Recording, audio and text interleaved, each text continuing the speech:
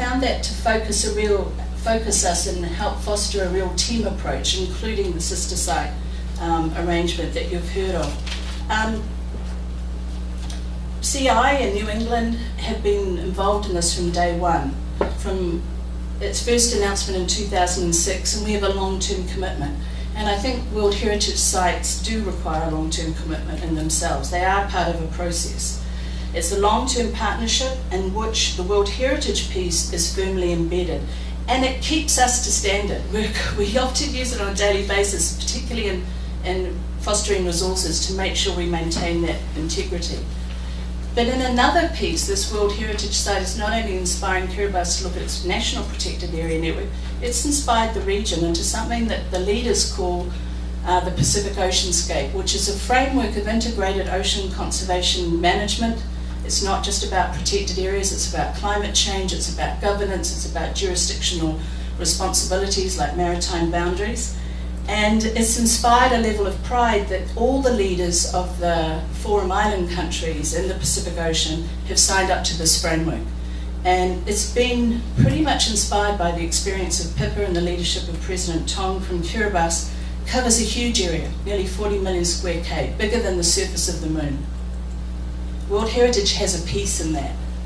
I'd now like to just briefly, noting the time, because I think I'm slightly over time, to comment quickly on the Rock Islands of Palau. I think the newest Marine World Heritage Site. Yeah. Is there anyone from TNC in the audience? No? Okay, well, I really take my hat off to TNC and Palau Conservation Society as NGOs. They have helped fostered the whole process of World Heritage nominations for the Rock Islands, which is an incredibly special place. Their words on that screen from them is their hope is that by having World Heritage, there will be improved management of the Rock Islands that will contribute to Palau's goals of meeting both its national protected area and MC means the Micronesian Challenge goals of effective management. So the way NGOs are seen and Palau itself is that the Rock Islands are now a beacon for Palau. It is nested into its protected area network, and I would envisage or predict, without putting words in country's mouth, that the Rock Islands, which are down here, will be integrated into part of the sub-regions, Micronesia region, part of their Micronesia Challenge. And this is a growing network of protected area commitments, and I think World Heritage has a valid place within that. I think there are potentially quite a few more World Heritage sites within this Micronesia Challenge region, and World Heritage have a role to play. I know I'm slightly over time, so I'd like to leave you with some thoughts about Marine World Heritage. They're not exclusive to roles that NGOs may or may not play. Firstly, engagement within the World Heritage, noting that you're one of the most friendly conventions to NGOs there is. NGOs, I think, have a role to play from the tentative list, and in fact we have in the Pacific region, through the nomination process, because many of the countries I work in the Pacific Islands don't have a lot of capacity in any of their government departments that work on World Heritage, through to site designation and achieving site designation. One of the proudest moments of my life was being in Brazil as part of Kiribati's delegation and helping achieve that World Heritage nomination and congratulating our sisters at the same time. And then through to implementation and keeping those standards of OUV, outstanding universal value and integrity, topmost in our mind on a day-to-day basis. But to those that are involved with the World Heritage Convention, remember that you're organised regionally. In our region, we have a regional hub in Apia in the UNESCO office, and we have a Pacific 2009 strategy. And so the Marine World Heritage should be cognizant, not just globally, but also build into the strategies that the countries at regional level for UNESCO World Heritage have fostered. And the Pacific 2009 strategy needs more help. It's got great ideas, and the marine sites need to link in with that. And then think engagement outside of World Heritage and outside of the sites. Countries are revisiting their NBSAPs and their national protected, oh, I lost the point. What do I do? That one? Sorry about that.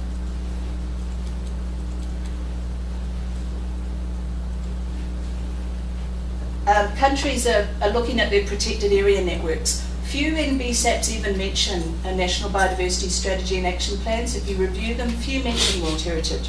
World Heritage is a protected area piece of those strategies.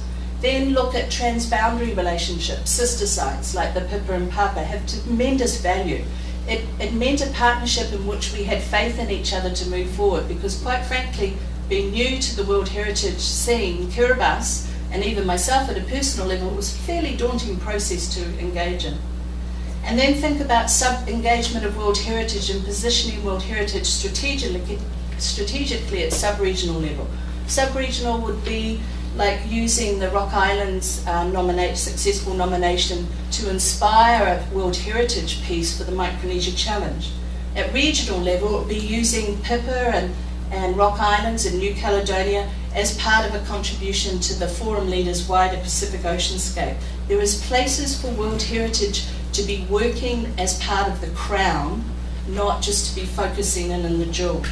And then finally, I can't resist this, but all of the work that's done under World Heritage when you work at site is equally applicable to half of our planet, and that's the high seas. So as an NGO that's very concerned about what I call the people's ocean, and as one that has high hopes for high seas, I hope that World Heritage will start to think about the wider global arena and how your experience with countries and sites and your sites can actually be beacons of hopes to sort out the high seas, because it really does need sorting out. And with that, I am sure I'm over time. Whakatau tali lava.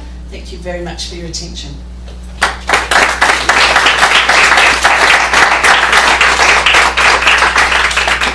Thank you, Sue. We're having one last presentation before we will have our interactive discussion. Now, when you hear about World Heritage, I think it's clear to everybody it does not protect just anything. It protects the best of the best. That what is the most outstanding. That is what is the most irreplaceable, and that counts for anything that is culture, that counts for anything that is terrestrial, that counts for anything that is in the ocean. What we care about is the best of the best. That's why we call them flagship sites. We call them crown jewels of the ocean. Of course, if that's the case, it is a very logical flow that these sites should also be managed the best of the best. They should be places where management is done in an excellent way. They should be inspirations for the sites, for the other marine protected areas that are out there and that are centered around them. So the last presentation will be given by John Day. I'm sure many of you know John. But John is from the Great Barrier Reef in Australia, which was in 1980 the first site that was inscribed on the World Heritage List, and it was for the first time that the World Heritage family recognized marine values as of exceptional value. So John has been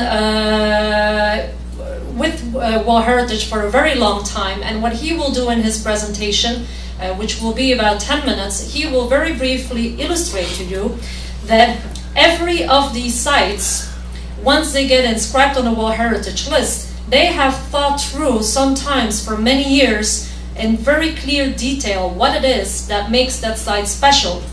And what John will illustrate is that how you can use this to make sure that you focus your management attentions, your goals, your objectives, your management actions, to focus them right there on the spot where it matters most, and what you actually do have to do to make sure that that place will be protected for future generations. I give the word to John, and after that we go into discussion.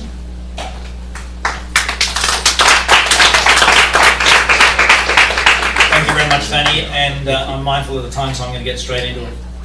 I'm going to drive this. Sorry? Left. Left one. You go next. Up. Okay, so I'm going to be talking primarily about outstanding universal value. You've often heard the term, many of us use OUV as a shortened version. I want to really outline why it's important. I want to try and link it to management, because it really is the cornerstone of World Heritage.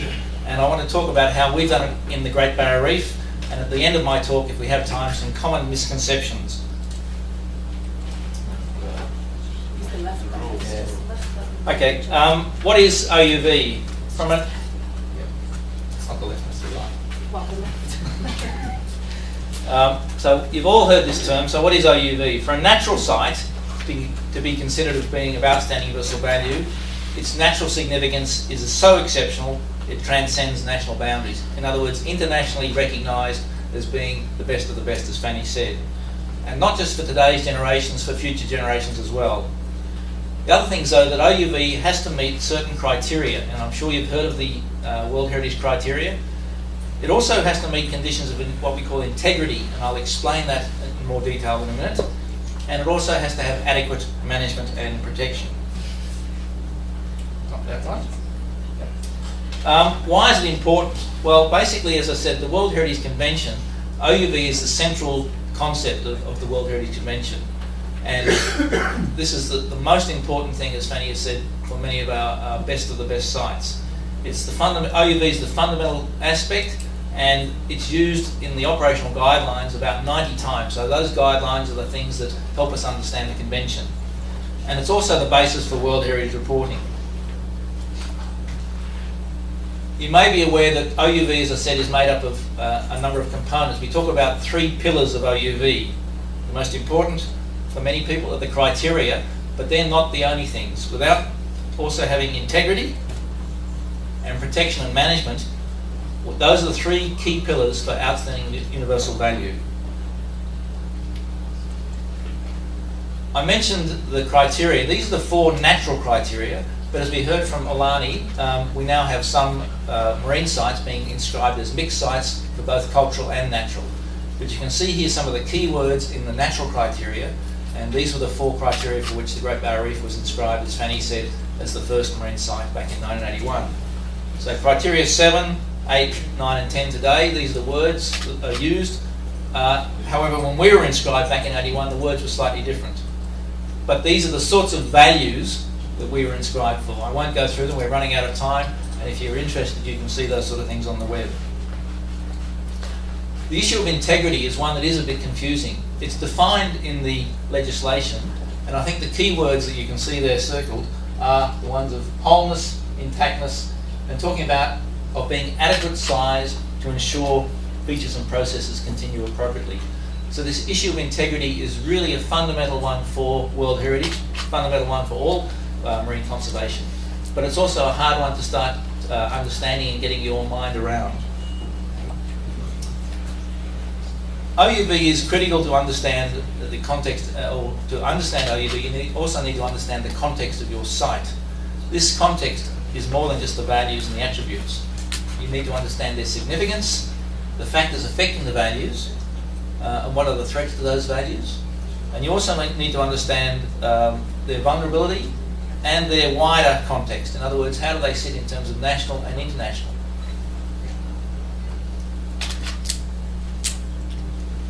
This is the statement of OUV for the Great Barrier Reef. I'm not expecting you to even understand a single word of it. Basically what it is 5.5 pages of the really high-level words that have been used to describe why this area is outstanding on a global and international scale.